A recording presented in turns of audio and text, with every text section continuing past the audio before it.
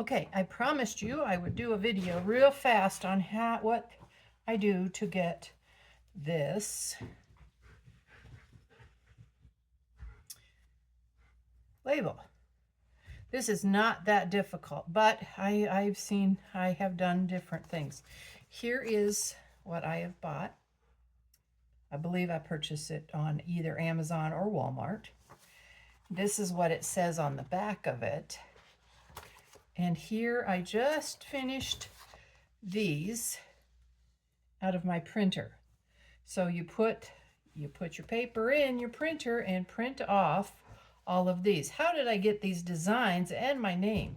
I used Canva and Silhouette Cameo. I have a business edition, but you know what? You can get the Silhouette software all on your own. You don't have to buy any machines or anything. It's free.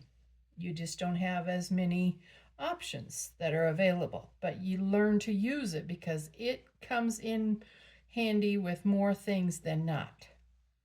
Now this one, you'll say, well, you doubled your name. Well, I'm going to fold these just like this. Here's one of them that I've done, and here is, I put a bird, and my name is Gakby 2025. So whatever I'm going to make is going to be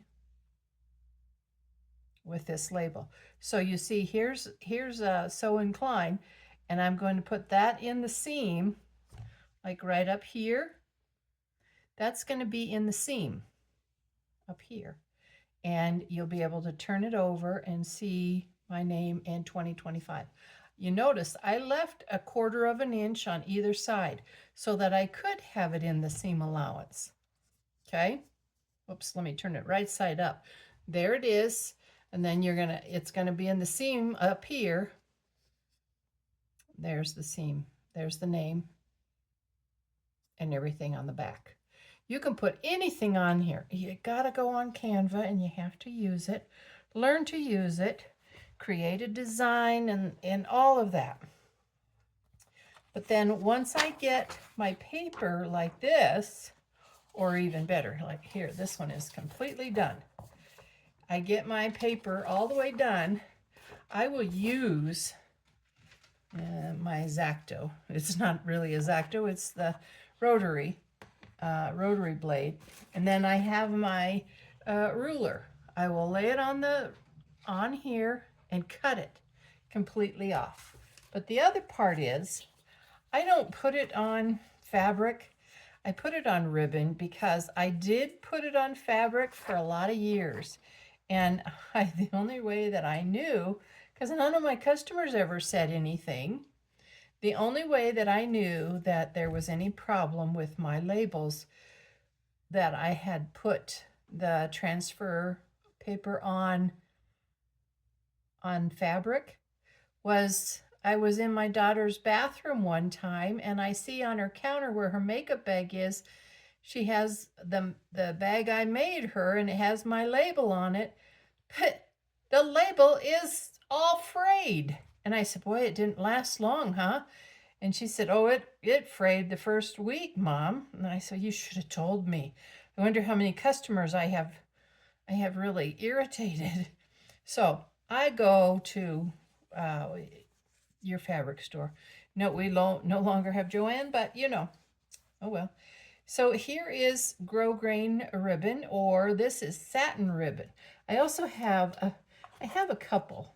This is the grosgrain that has the lines in it, but I've also used twill on there. I've used, here's one with twill. I'm not real thrilled with this because it's really heavy. So if it's going on something, it's going to go on waterproof canvas with that on there. You see, I put it on the back and the front. If it's going to go on something, because it's so thick. But then this is that seat belt material. You see what I'm saying? And I put it on there. Doesn't look bad, but again, it is a fat seat belt. You see, that material is fat for folding. It's going to be really cumbersome. So here's another one. This is on the twill. This is when I say I have twill strapping. It's not twill canvas or anything like that. It is strapping. It's very thin. You see it? And I can put anything on there. So what you want to do, once you get this all the way printed off on your transfer sheet, just like this, you're going to cut it. And then what you do is you take it off of the sheet. You're going to have to peel it. I'm not kidding you. It peels. Here, I'm going to get you one here. It peels really, really easily. Don't think that you got to spend so much time peeling it that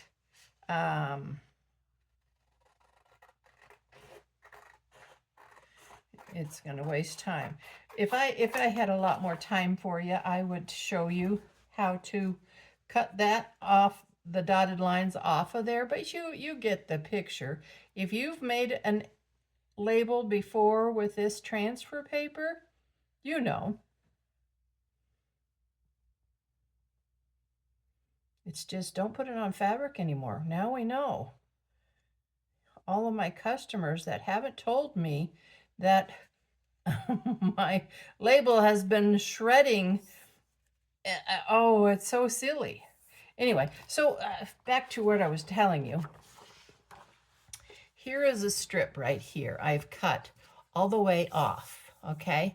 And I do leave a big enough room in between there, each label, so that I can cut it and use it as seam allowance, right? I'll show you what I'm saying. Here it is on the paper, and I will cut it right in half. Take the paper backing off and see how much I left down here? 1/4 of an inch, 1/4 of an inch. All right, so leave that down at the bottom, and I think my iron is warming up. Of course, I can't do this while I'm taping, you know, it's... Anyway, these I'm going to do, what I'm going to do is lay it on the...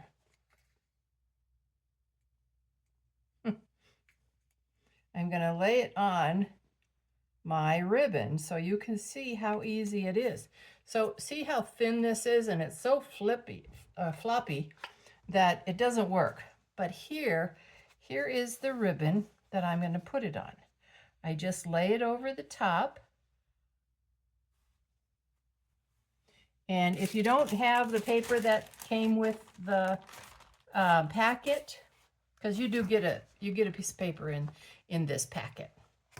But if you don't have the paper, you just want to use parchment paper out of the kitchen, and you don't do it very long, just long enough to get it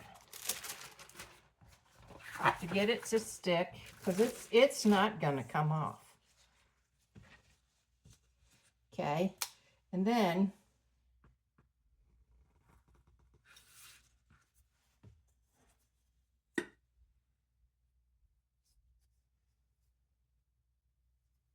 well, I didn't cut that off, but you see what I'm doing? It has been sealed by the ribbon. So no more frayed edges on your labels, ladies, okay? I am the one that I am so embarrassed that I've sent out so many items and sold so many at craft fairs that people haven't told me my labels have been fraying. Doggone. But anyway, here we go. Got another label. And I just put them in a jar. You see, I've got plenty of labels in here. I'll just put them in a jar, and whenever I'm sewing, the jar is real close to me. I put the label right on.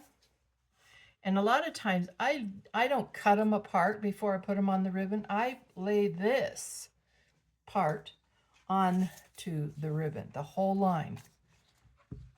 Okay. I hope you can see over there. Yeah, I think you can. Okay, so you just lay it on the ribbon. And you know, on Canva, I put this as 1 inch by 3 inches. You see here, it's 1 inch wide. by 3 inches. So you could basically put that at 0.95 or something so that it's a little thinner, okay?